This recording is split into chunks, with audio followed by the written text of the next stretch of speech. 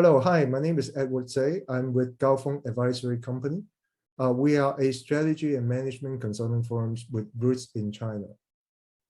Today in our dialogue series, we're very happy to have one of my good friends, whom I've known for quite a number of years by now, Frank Lavin, to be with us to discuss a topic that he's been working on for a long time, which is about e-commerce in China. This discussion was of course, motivated not only by our long-term relationship, but also by a recent event that happened, which is that Frank has published his new book on China's e-commerce, which I'll ask Frank to tell you a bit more later. But before we go into the dialogue with Frank, I would like to quickly introduce Frank to you.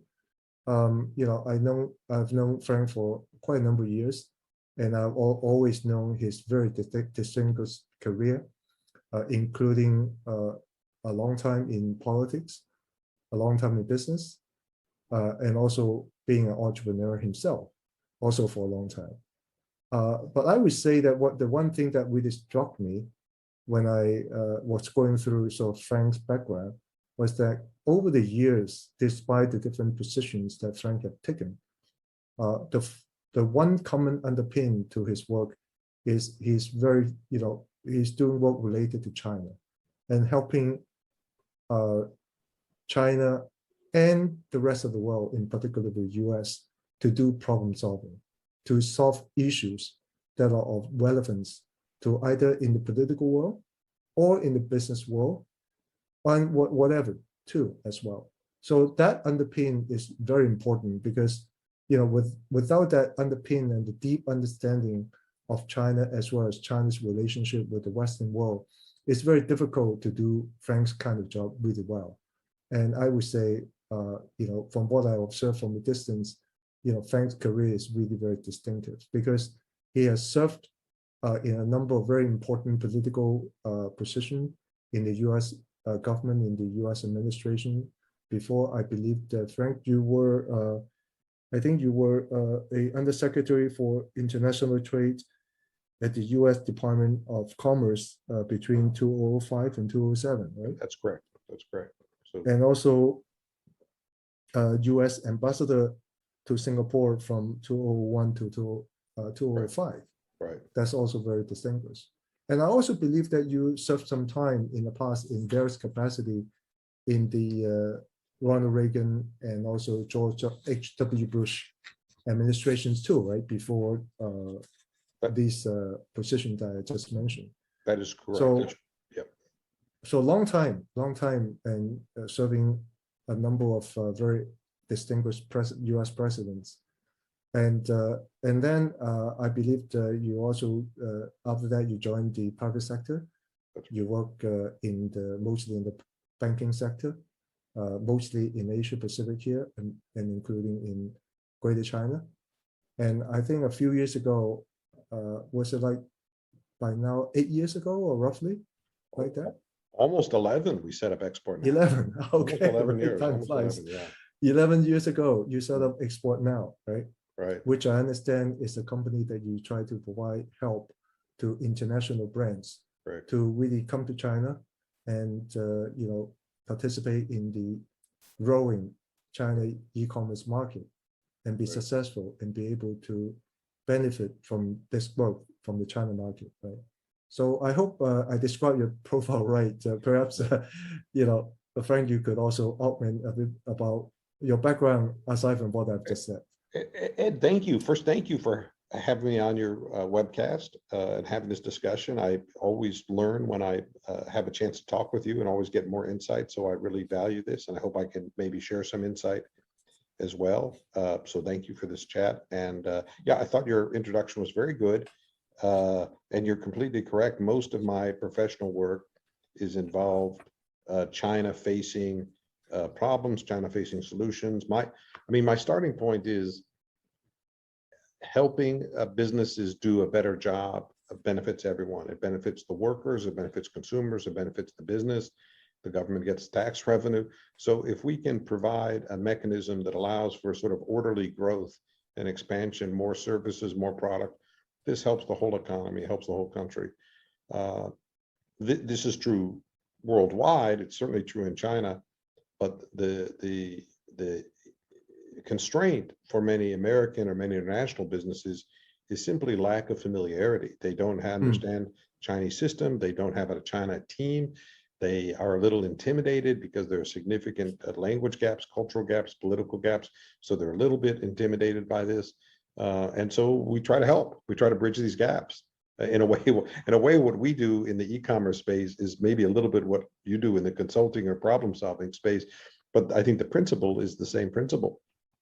Absolutely. I think, the world needs more people like this, like you, who really understand both sides of the culture and the opportunities as well, and perhaps also pitfalls, right? And just try to have to create a link. You've been focusing on e-commerce since you start Export Now, right? And of course, there's a reason why you decided to do that. And I know that your focus is really trying to help the international brands to go to China, right, through the e-commerce route.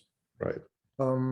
Why did you decide to do so? What caused you to do so? What's the value that you see, right, for the international brands to get into China's e-commerce? Yeah.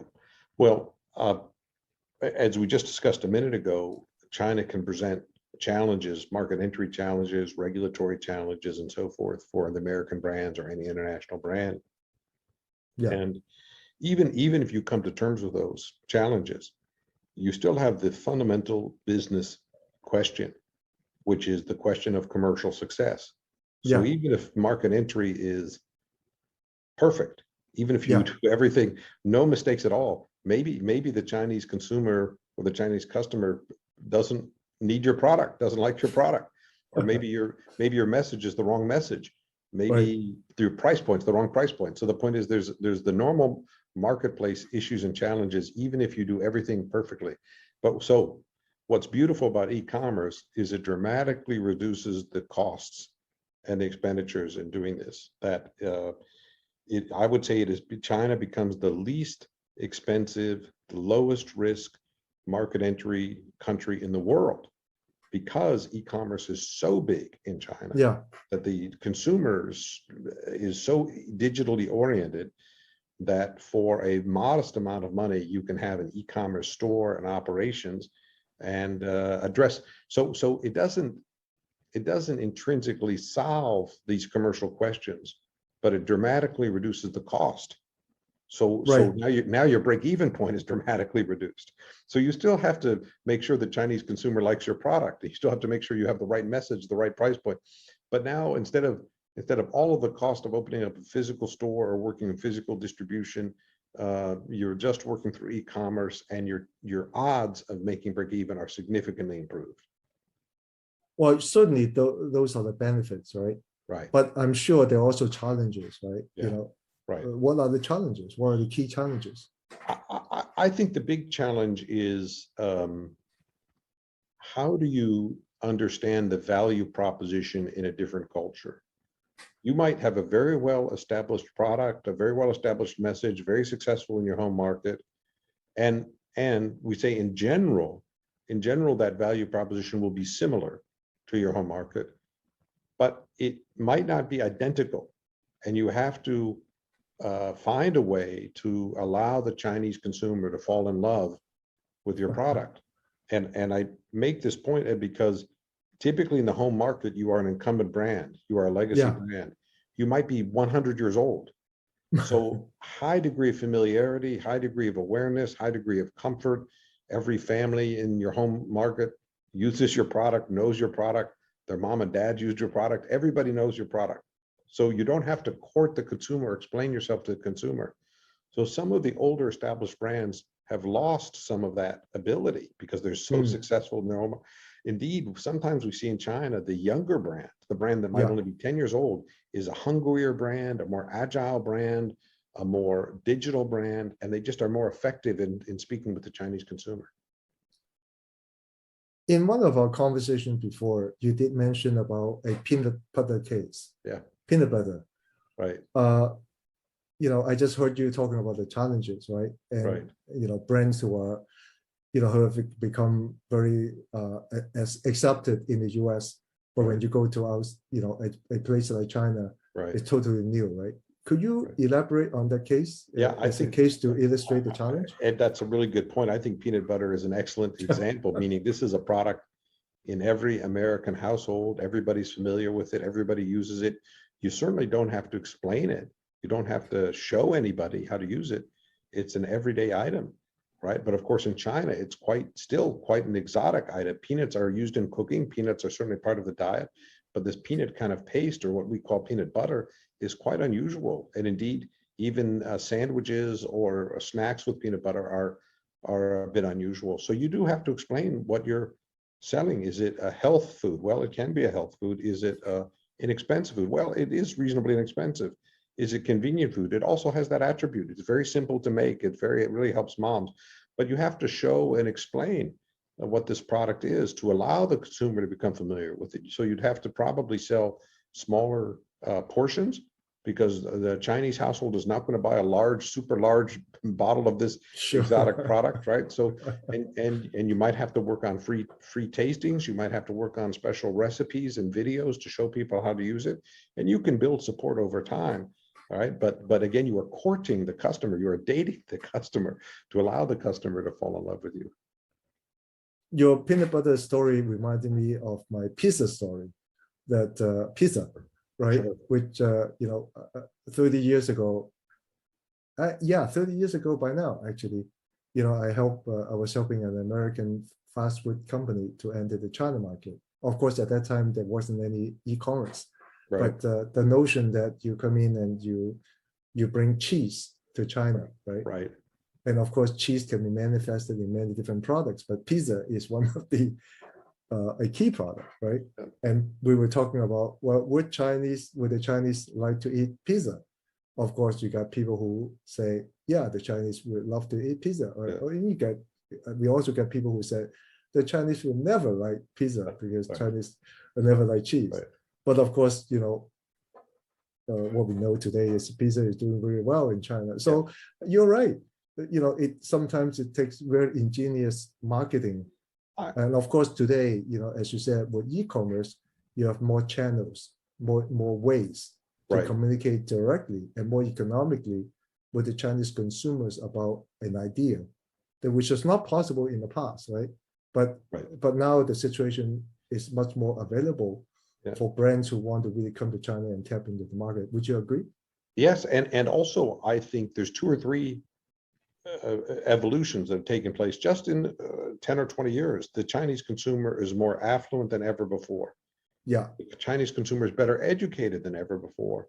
Yeah. The Chinese consumer is more digitally connected and more internationally aware than ever before. So you can have a conversation with the Chinese consumer about French wines versus Australian wines versus California wines. And you will have not just thousands of Chinese consumers, but you'll have 1 million Chinese consumers in this conversation saying, this is my favorite Australian wine. This is what I like about California wine. This is the French wine. And so it's extraordinary conversation that even 10 years ago, you couldn't have this conversation. The level of sophistication was just much lower. So I think this is really good news for brands. It's really good news for the consumer, but it also places a burden on the brand. You have to join the conversation. You have to be able to explain yourself in a way that is enticing, that that appeals to the Chinese consumer. Some brands are naturally good at this. They have that skill set. They know how to have a conversation. Other brands are slow, and it's hard for them to have the conversation. So, but the Chinese consumer, I think, is saying to us, explain it to me. Tell me why your product is so good. Tell me why I should try you out. Make your case. I'm listening. Go ahead. So that's a fantastic invitation. And now the brands have to step up and join that conversation. Yeah, in the way of communication, right? Of course, you already mentioned about the benefits of going through the e-commerce channel. By definition, that's very efficient and effective kind of channel, right? But should brands also leverage traditional channels to do the communication as well, or is e-commerce good enough? Just forget about the traditional channels. I would say this: if you are largely or exclusively selling digitally, then you can largely or exclusively communicate digitally. You're speaking with I mean, it is extraordinary how the smartphone drives behavior, not just consumer behavior, but social behavior, investing, news consumption, leisure activity, following sports, neighborhood activity. So the smartphone is your organizing principle for, I'd say, any Chinese younger person, any educated Chinese, especially urban Chinese, so that that key demographic of the likely consumer is very, very digitally oriented. So I would say, at least for the new to market brands, start digitally. Start digitally. Yeah.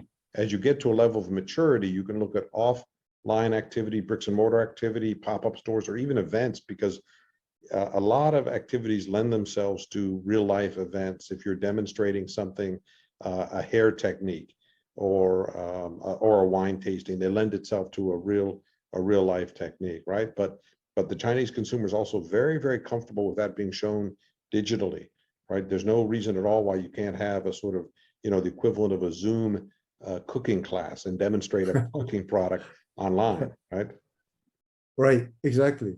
And you also mentioned earlier that, some of the brands in China are pretty new brands. They came up right from nowhere, and very quickly they become very prevalent within the China market, right?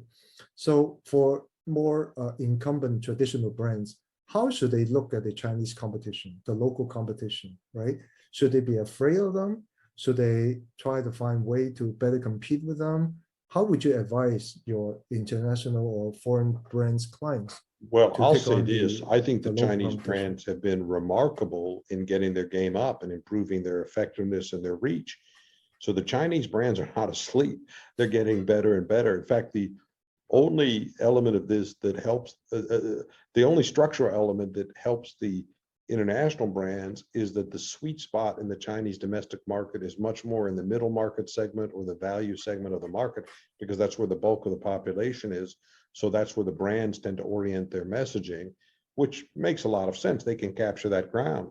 We'd say the international brands, by virtue of their production cost, the value proposition, tend to be more in the premium or mass premium segment. So there's a natural demarcation that allows people to dominate certain niches of the market. But that's sort of the good news for the international brands. The challenge is the domestic brands have gotten better and better moving up the value chain, and they're going to keep crowding that space. Well, why not? I mean, as you get to maturity in the middle of the bell curve, you start going further out on the bell curve, as you would expect. So the challenge for all international brands is, look, you have to always refresh your brand, update your brand, modernize your brand, right? If you stand still, somebody's going to beat you or go toe to toe with you very effectively. So don't stand still. It's a fast moving world. Right. It requires much more sophistication when it Right. comes to doing marketing or brand building and so on, right? Well, you It's have to not be you sure. can't just take it for granted, right? You can't. If I look at China, two groups that I think do this very effectively. They're not clients, but I just see this when I go to China. Nike does this extremely well. They really Right. define and reposition and refresh, reimagine their brand, and I just think they do a very strong job. And I think Starbucks does it very well too. Yes. Right. Yeah. So these are two brands that say, I know there are 1,000 different coffee shops in China, and I know that they are chasing me. So I have to keep running as fast as I can run. So that means, international brands or American brands don't have to necessarily lose out to the Chinese competitors. So if you know what you're doing, you actually have a good chance to be very successful, just like Nike and Starbucks, as you said, right? Yeah, I agree. It requires effort and resource commitment and creativity from the brand. And I think the only brands that will lose are the brands that maybe somehow you occupied a niche in China that was unoccupied, and you did Yeah. extremely well because you're a first mover. Fantastic. But if you just sit there on your win, you don't refresh, you don't update, I mean, you're going to lose market share. People are going to just claw away at that, right? So I'd say be careful. Don't some people are in first place because they're really, really good. Some people are first place just because they arrived first in that position. Sure. Right. So don't mistake these two. Don't mistake these two phenomena. And you have to work. You have to work for your customer base. Right. So Frank, I'd like to come back to your new book, right? Yeah, I know that, you just recently published your book, and it's called The Smart Business Guide to China's E-commerce. right, And I haven't read it yet because it just came out, right? right. But I'm pretty sure that the content of the book was a chronicle of your many years of experience of helping companies, international brands, to leverage the Right. e-commerce channels to really take advantage of the China market, right? So I'm pretty sure, but I'm curious actually because through your years of doing business in China, I'm sure that you've been studying both the U.S. corporate behavior and the changing Chinese consumer behavior. What was the biggest surprise, or what are the surprises Well, that you encounter along the way? there were a few surprises. Thank you for that question. There were a few. One surprise to me is I had assumed that a company's success in its home market would naturally translate into international success. So the company that was doing the best, the fastest growth or the most profitable in its segment, in its home market, that to me suggested, well, you have a good company, you have a good product, you have a good management team, something's really working, and this will translate to international success. And it was a surprise to me to say that wasn't always the case. It was uneven. In fact, it was a weak correlation, meaning there's a separate set of skills beyond what it requires to be successful in your home market. There are a separate set of skills that are required for international success. And indeed, there's a potential pitfall or a trap for the very successful companies because they become a little bit insular and they devote their effort to refining the skill set that lets them become successful. And then they say, we know what we're doing. Maybe, yes, you definitely know what you're doing in your home market. Absolutely. But the China or any foreign market might be different. And so what we see, Ed, is the number one mistake that foreign companies make when they come to China. The number one sin we say is the sin of nothing. They do nothing different in their home market. They don't look at their messaging. They don't look at their product slate. They don't look at their price point. They don't talk to consumers. They don't look at the competitive map. They are basically saying, I've had 40 years of growth, really successful growth, basically in my home market. And now I'm going to China and I'm just going to play the same record on the record player. And that might be largely right, but it might only be 90% right, or it might be 70% right? And I say, yeah, but this is such an important market. If you have to adjust something, I mean, you should be analytical about this. You should be diagnostic about this. You better call up Ed. You better go to Gao Feng Advisory and ask his advice. But don't simply show up in China with the same record from your old record player and play it again. I mean, think a little bit about what you're doing. That's wonderful advice, Frank. Appreciate your time, Frank. And I learned a great deal from this very short conversation already. Your experience is just incredible. When I look at your political career, your business career, your entrepreneurial career, and how you focus for several decades already on solving problems on China issues, that's really impressive. So thank you very much, Frank. Thank you, Ed. Thanks so much. It's great having you on. I feel it's very strong kinship because you're doing very much the same sort of thing. And as we all know, when we're talking with clients and customers and the client is unhappy at China, I said, maybe the problem isn't in China. Maybe the problem is in your company, in the product or the way you present it, right? And so the hardest thing to do for a lot of people is to look in the mirror. But I say we have to look in the mirror. We have to say, what are we saying? What is our value proposition to the Chinese consumer? And why should the Chinese consumer fall in love with you? Why? We have to provide a reason for this. So a lot of what we do is China facing, but a lot of what we do is we're helping the foreign company perform at a level required for success in China. So you're coaching them and helping them move along the way so that they can have successful marketing experience in China. Thank you so much for having me on, Ed. Fantastic, Frank. Those are words of wisdom. So appreciate your time. I know that it's a long weekend now in the US, so enjoy yourself with your family. And thank you for your time. Thank you very much, Ed. Thanks for having me on. Okay, goodbye. Bye.